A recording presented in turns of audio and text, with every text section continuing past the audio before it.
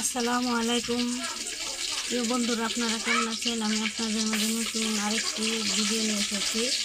ভিডিওটি হচ্ছে মিটকা মাছ।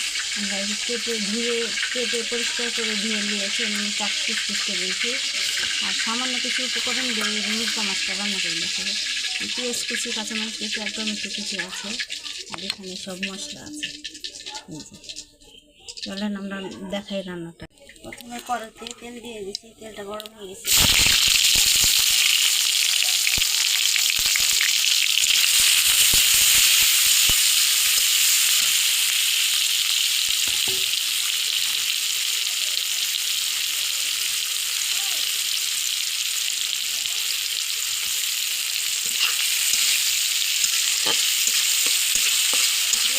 ভাজা ভাজা করে নেবে, যাতে একটু লাল হয়। যেখানে হলুদ গুঁড়া, ধনিয়ার গুঁড়া, হলুদের গুঁড়া 1 চামচ, ধনিয়ার গুঁড়া 1/2 চামচ, আর চাট মশলা, আর এখানে জিরা বাটা, এখানে আদা বাটা, আর এখানে রসুন বাটা আছে। একসাথেই আমরা এই মশলাটা দিয়ে দেবো। একটু সামান্য পানি দেব, দিয়ে মশলাটা একসাথে মিক্স করে নিও।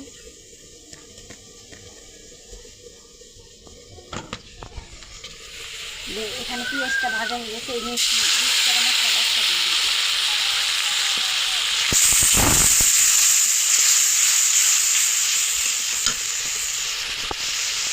কাঁচামরিচটা দিয়ে দেবো।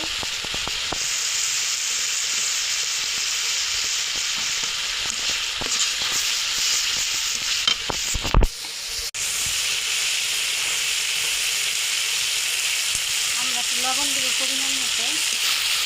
আর মশলাটা ভাজা ভাজা হয়ে গেলে আদা রসুনের গ্রামটা চলে গেলে মাছটা কষিয়ে নেব। এই যে মশলাটা ভাজা হয়ে গেছে, এখন আমরা সামান্য পরিমাণ পানি দেব।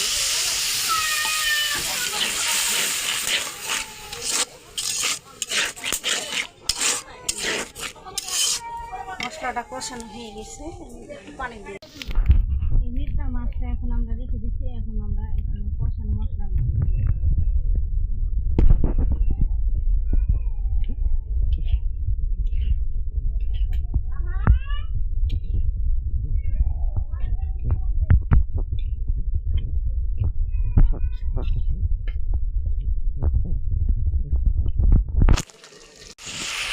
মাছটা এখন কষানো হয়ে গেছে।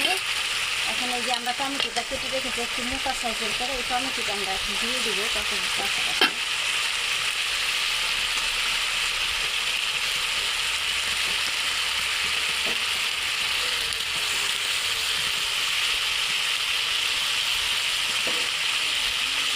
হয়ে গেছে, সামান্য পরিমাণে একটু পানি দিই।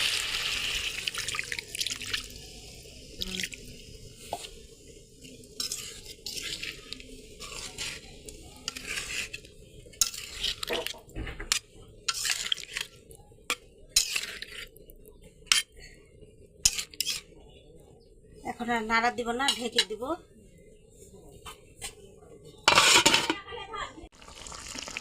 আমার রান্না শেষ, সিদ্ধ হয়ে গেছে। টমেটোটা কত সুন্দর। এখন নামিয়ে নেব।